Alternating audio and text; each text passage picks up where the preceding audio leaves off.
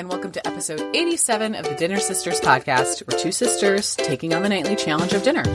I'm Kate Schultz, living and working in Rhode Island. I'm a passionate cook and recipe collector, always thinking about my next meal, which in this case might actually mean more pasta. I can't believe I'm saying it. Yeah, pasta all the time. All the time. Yeah. And I'm Betsy Wallace. I live, work, and raise a family in Atlanta, Georgia. I love dinner time, but can always use help planning and cooking. For my family of 5, I've got 3 kids. They're 5, 7, and Kate, 10 now. Grant turns Stop 10 it. tomorrow. Yeah, I tomorrow, can't. Halloween birthday. Mm-hmm. Our goal of this podcast, we want to cook a little better, learn a little bit about food, and most importantly, figure out what the heck to have for dinner. And here's how this works. Like every week, we have 3 recipes that we cooked and reviewed from popular food blogs, internet places, anywhere else I can find a recipe. We'll have all these recipes, tips, the smorgasbord, and a shopping list on our website at dinnersisters.com. You can also get them sent directly to your inbox by subscribing to our newsletter if you'd like to preview the recipes before listening. All right, Kate, this week's recipes were pici aglione from Jewel's Kitchen, quick pasta and chickpeas by Smitten Kitchen, and ziti with sausage, onions, and fennel by Lidia Basitanich. I think anyone might find it hard to turn down a plate of pasta, right? Like, I know I can't. Mm-hmm. If that's what's for dinner, I'm sold. And, I think you and I talked about this. I thought this was our first pasta episode, but it turns out it's actually our second, Betsy. Yes, right? We go way back for the first one, though. Mm-hmm. Mm-hmm. Way back, episode 14, which is like craziness. Think about that. Our first pasta episode, and we had a roasted cauliflower pasta, a BLT pasta salad, and chicken with angel hair pasta bake. And all of those were actually really good, especially that BLT pasta salad. Do you remember that? Yeah. It was delicious. So I need to make that again. It was a big hit in our house. And if you're interested, you can go check out that recipes. Yeah, I was thinking that we should have reminded people to make that BLT pasta over the summer. But, you live, you learn. So much. Yeah, you can do. You took this one in a different direction, though, this week, Kate, and really focused on Italian sites and recipes, which I thought was kind of fun. It was kind of narrowed it down a bit, but I think it still got us some really fun things. First up is pici all'aglione. Oh boy, sorry, Italian speakers, from Jewel's Kitchen. And this is a make-your-own pasta dish, and you hand roll the pici noodles. And pici are fresh pasta. It's like a fat, kind of spaghetti-like. So it's a little fatter than spaghetti that you hand roll. And to make the dough, it's real simple. You just mix up flour, water, and olive oil on the counter until you get a nice workable dough. And you just knead that until it's very smooth, which takes about 10 minutes or so. Because you're developing gluten, so the pasta is nice and chewy. You then let it sit for at least a couple hours to kind of relax things so you can roll it out. But you can do that overnight or during the day. You roll it out into a thick sheet and slice it into strips. Then you roll the pasta between your hands until you get noodles that are a little thicker, like I said, than about a spaghetti. All those noodles get piled on a floured dish, and when you're ready to cook, boil some salted water. Then they cook really quickly, like fresh pasta does, right? A couple minutes, they float to the top, and you're done. But meanwhile, you make a super simple sauce, and all that is a little bit of olive oil heated in a saute pan, and you drop in a couple smashed garlic cloves. So you're not chopping the garlic, you're just smashing it to kind of like release all that flavor out of the clove. You let the garlic just brown and flavor the oil. And then you pour in some tomato puree or tomato sauce, essentially, and let it simmer for a few minutes. When the pasta and the sauce are both done cooking, toss the pici in the sauce, and you serve it. Betsy, you and I talked about this a little bit, and I'm dying to know how this turned out for you. Yeah, so we actually made these tonight before pre-podcast because I had to make it, but also luckily it was raining and all of our after-school activities got canceled, so it was just like a nice night to do it anyways. Phew. Yeah, exactly. I thought it was, what I liked about it, I guess, is that it seemed like a relatively approachable project cooking with kind of frugal ingredients. Like, it's not a big risk to try this, right? Because you're just working with like the water and the flour and the olive oil. I had a little bit of trouble. My water was kind of like breaking out of, you make a little bowl with your flour and then you pour the water in between in the middle, and my flour would just like make a river and run down my counter. Well, you know what I did? I cheated. Did you put it in a bowl? And I made this in a bowl. Okay. That seems reasonable. Yeah. I was like, I can't, I have this thing about like my counters aren't great. They're a little warped. And so like scraping them off is kind of a pain in the butt. And so I just took the biggest glass bowl that I have. Yeah. And piled it all in there and then just worked it until it was kind of like kneadable. And then I put it on my countertop. That seems authentic, but like much more reasonable. Yeah, I did have this like runaway water situation several times. And I was thinking there must be a technique that I'm not quite getting here. Because when you I watched several videos before I did this. I just on YouTube. And it all looked very easy. And then I was like, whoa, what's my water like all over the place? That's really funny. Yeah, but it was fine in the end. Everything worked. We got our dough going, kneaded it up. Let it rest on the counter. I will say, it says to put a piece of cling wrap over the top, and I've been trying to, not use that in my kitchen. So I just did the olive oil and let it sit, and it was just a couple hours. Like I didn't do it overnight, so that was fine. I didn't need to use that. I didn't use cling wrap either. I have these Pyrex bowls that I absolutely love because they have the plastic tops on them. Yeah. So I just like put it back in the bowl, oiled, and put the top on just so it wouldn't evaporate too much, and it was fine. Yeah, I think that's a good idea. I think you've got to let it rest. If you don't, you'll never be able to roll it out. Yeah. Yeah. Because there's a real big difference in the just the feel of the dough, and it just rolls out so easily. I found when it had rested a bit. So did your kids actually roll out the dough? They just kind of get in there? Yeah, they did. I did what you said, which was use the pizza cutter to kind of make the initial cuts, which was kind of easy. And then our noodles were extremely inconsistent, but it was very fun. Yeah, it was very fun. And good. They were into it. And I mean, you really can't mess this up when they're like, we know how to do this because we've done it with Play-Doh. That's true. It does have a very much like, this is very handmade. You're not like rolling out pasta sheets. You're not, crimping little tortellini. You're just like rolling out like I think you said in your Instagram story, like you were just making worms. Yeah, that's what they kept calling him. And we watched a few videos. I mean, there's tons of videos on this. So we watched a couple before we tried it, and then we just went for it, and I boiled them up. And I thought when I tossed all of them in there, we made sure they were coated with flour, like they say, like not coated, but a little flour in there.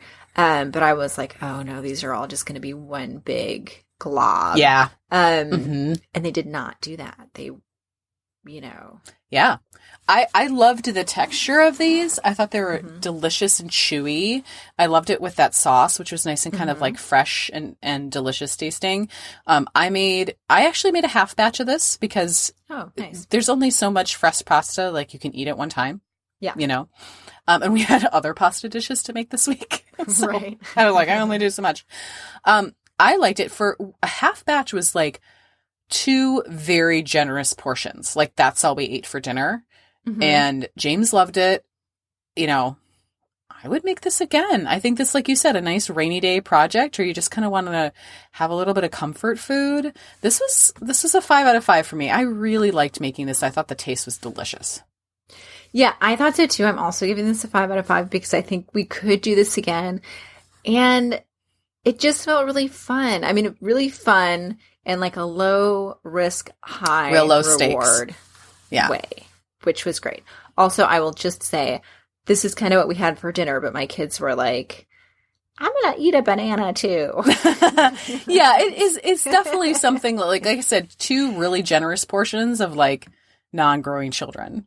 So you may want to do a chicken paillard on the side or a little cheese and bread maybe. Yeah. Yeah, but it was fun. Growing kids. Yeah, it was fun. Nice. All right, next up we have quick pasta and chickpeas by Smitten Kitchen.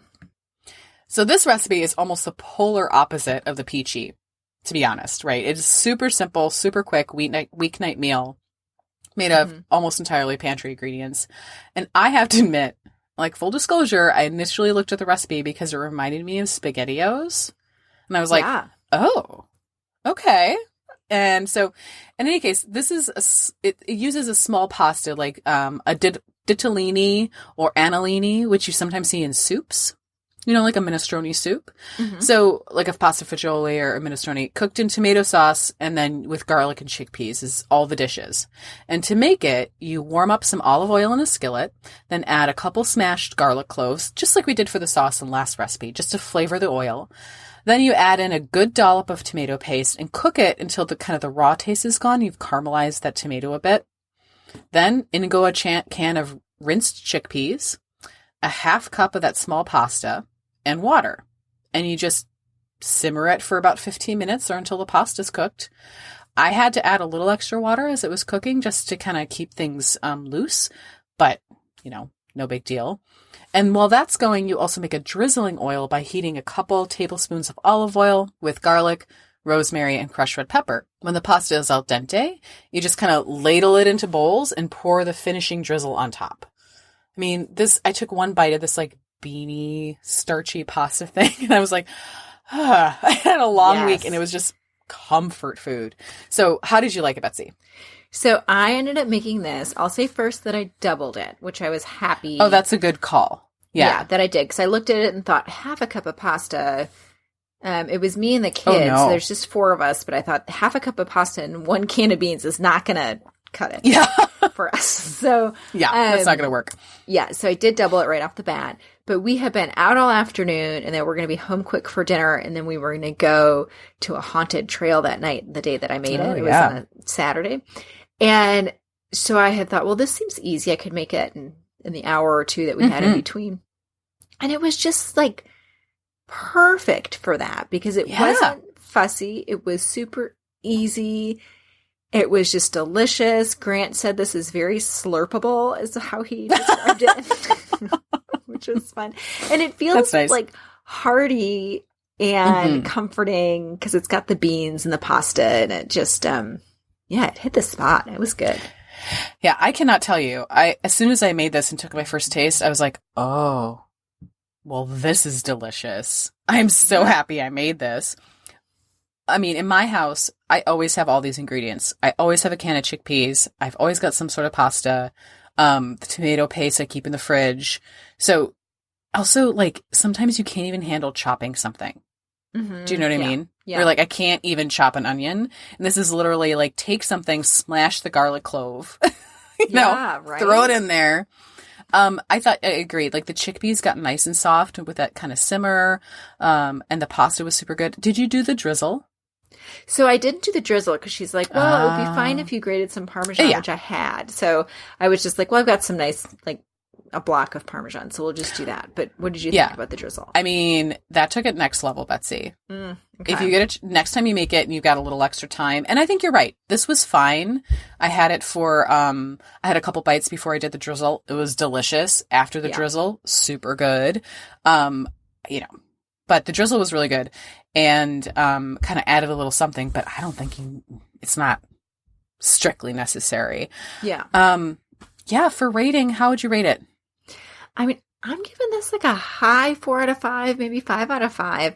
I think this is something I'm going to make a lot. Everyone loved it. I think that's really some like healthy beans. We're always talking about getting more beans in our diet. I know, man. I know. This is a good one.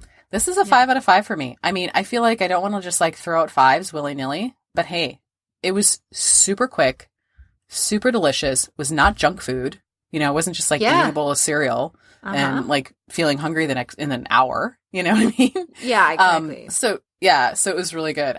Total success. So thanks again, Smitten Kitchen. And in case you're wondering why Smitten Kitchen is a little like Italian oriented, she actually adapted this from a meal that she had when I think she was in Italy or something. So that's where that comes from. Yeah, she had a little head note about that, which was nice. Okay, so the last recipe today is ziti with sausage, onions, and fennel by Lidia Basitanich. Yeah, so Lidia Basitanich is one of the original amazing Italian chefs that kind of helped popularize Italian food in the U.S. And she's had several successful restaurants, but I think, Betsy, you and I know her from her PBS show, like her cooking show, right? Yeah. Yeah. I really like her. She's like this warm and expert cook who knows a lot about Italian foods and a lot about the home cook. And I have, I think, at least one of her cookbooks about like Italian American food, which I just love. And I would recommend any of her cookbooks to anyone who's like looking for really solid recipes, delicious Italian food, and she'll like up your game. You know, she's got some really good recipes in there. But this isn't from her cookbook. This is from her website. And it is for a sugo sauce, which I had to look up. It's typically like a long simmered sauce, but this one doesn't take that long, which is kind of nice.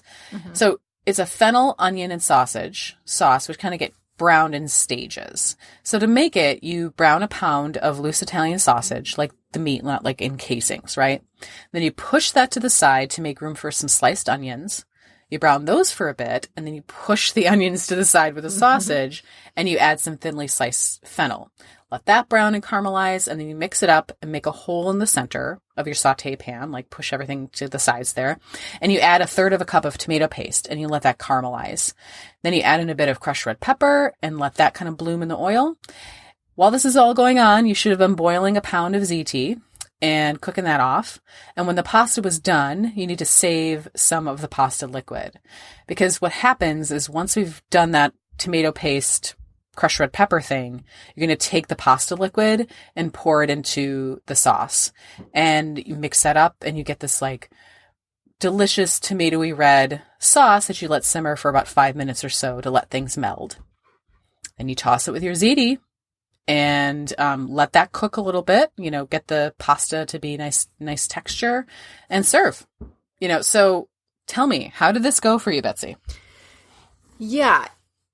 So I actually made this with Maida, who's my middle daughter. Oh. And she was just happened to be in the kitchen and wanted to help. And it was kind of a fun recipe because it was like, you brown the meat and then you push it to the side. And then you do the onions a little bit on this side, and then you mix it up and push that to the side. And then you do your fennels, and everything was like pushing over or making a well in the middle or kind of. It's very active. Yeah. It was very active and kind of fun in that way. And it was a way that the sauce came together that I had not done before, I don't think. But man, my pan was full by the time we got to the end of this. Yeah, I made a half recipe again, and I'm glad I did. Yeah, it just means it made a lot of pasta, which I think this would be great, Kate, for like having neighbors over or if you're serving kind of a crowd. I totally agree. I also think you could easily have this. So for me, one of the smaller fennel bulbs was about a half pound. Okay, yeah. I went to Trader Joe's and I bought like a 2-pack of them. But like a smaller fennel bulb is about a half pound, which is, she says like use a full pound fennel bulb. And I was like, that's a huge fennel bulb. My God. Yeah, right. I was like, goodness. But yeah, I definitely agree. I poured it out on the platter to take pictures for the podcast. I was like, oh, well, this would be a delicious thing to like bring to the table. This like sausagey feast, right? With a bunch of Parmesan cheese on the side and some garlic bread. I was like picturing this dinner party in my head. But if you have it, it's actually not a bad meal for, 4 people or 2 in leftovers. This was really good. I thought it was delicious. I liked the technique. And overall, I would give this like a 4 out of 5. I thought it was really delicious. Like a high 4 out of 5. What about you? Yeah, me too. I'm giving this a high 4 out of 5. We'll probably make it more when, fennel's at the market, which it kind of is right now. And I thought it was good. And it was kind of a fun way to make it. And it was really, really comfort food, delicious, cozy, all melded together, rustic, kind of, in a bowl. Agreed. All right, well, wrapping it up, Betsy. What is your winner for the week? I'm gonna say it's the chickpeas, Kate, because that was just, I had never made that before. It was good. That was really good. I loved all of these almost equally, but I think the chickpeas like edged it out just for simplicity's sake. Like the recipe that I'll probably make the most is got to be those chickpeas because it was so darn good. Yeah, I feel the same way because they were all so good this week and I loved them for different reasons. Me too.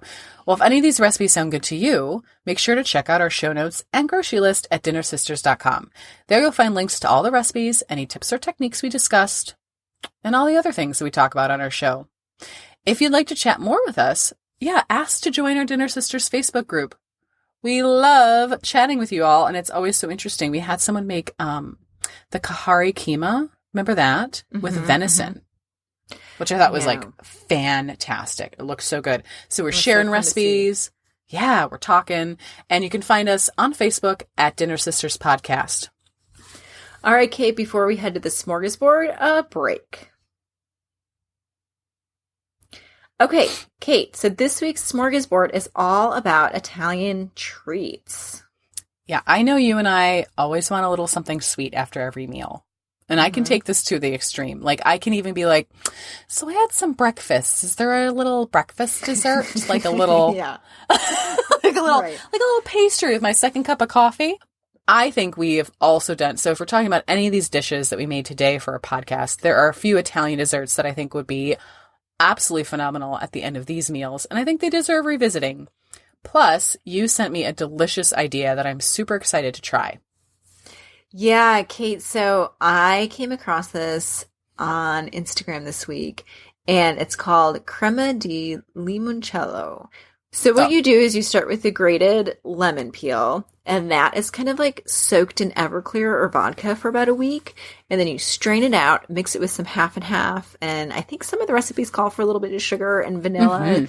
They're all a little bit different. I looked at a couple of them because I thought, ooh, well, now I'm going to definitely make this.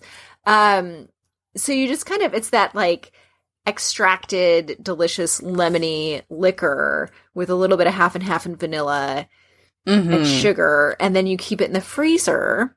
And, the suggestion was to have it as sort of an after dinner drink, like just a little bit. Yeah. In a little Well, glass. it is something that in Italian restaurants in Rhode Island, they will often, some of them will give you a little teeny glass of limoncello at the end of the meal, like complimentary kind of thing. Or if you like know the manager, they'll like bring over the limoncello. It's like a thing, right? Nice. So when you said the crema di limoncello, I was like, ooh, because they're like a creaminess, kind of that like creamsicle lemon kind of thing. And as we talk about on the podcast a lot, Kate, we love dairy, and especially if it's we do love dairy. Or like dairy and limoncello, sign me up. Yum. All right, what did you want to talk about? So I thought we'd talk about some Italian desserts that we've made in the past for other episodes. The first one I thought of was episode 50. We made this Italian tea cake called a ciambellone. And so it's a yogurt cake with citrus zest, and you bake it in a tube pan. And when it's all done, you glaze it with a super lemony syrup glaze. Yeah. It is so moist, so good, and it keeps forever with that glaze, right, and the yogurt. I loved that one. Yeah. This is the kind of cake you make for a party, and then the treat for having a party and all these people over and doing all that work the next day is a slice of it for breakfast. You know what I mean? Yeah. And then like a second slice when you're having your second cup of coffee. Right. Exactly. Just like a smaller slice, because like not a full one, but just like a smaller slice. Yeah. This was really good with coffee. I was like, oh, I should make that recipe again. It was so good. So ciambellone, we'll have it in our show notes, but that was from episode 50, which was an Italian winter dinner party. Yeah, we also made Marcella Hazen's semifreddo de cioccolato in episode 30. And this is a creamy, semi-frozen dairy dessert with like ribbons of chocolate.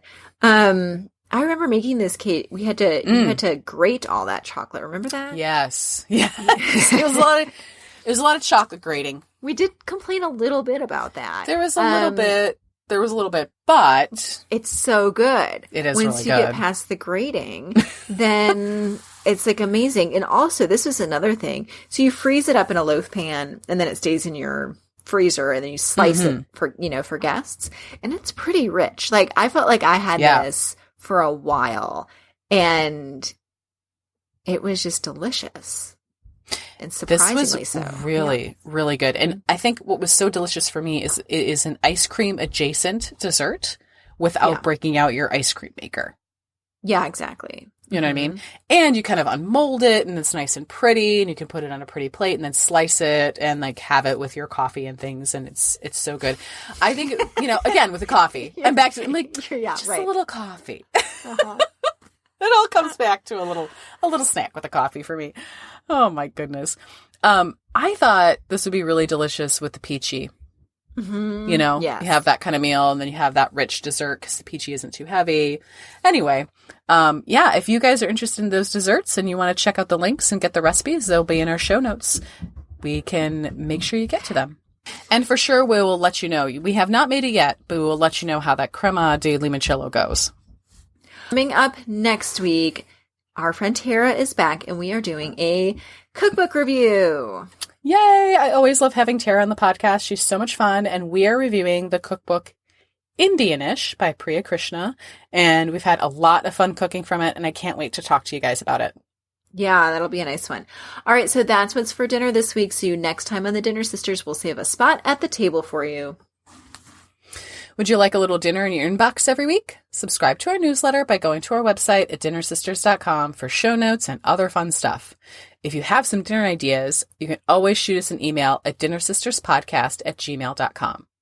Lastly, we always say it, but we really mean it. If you like what you're hearing, please review and subscribe.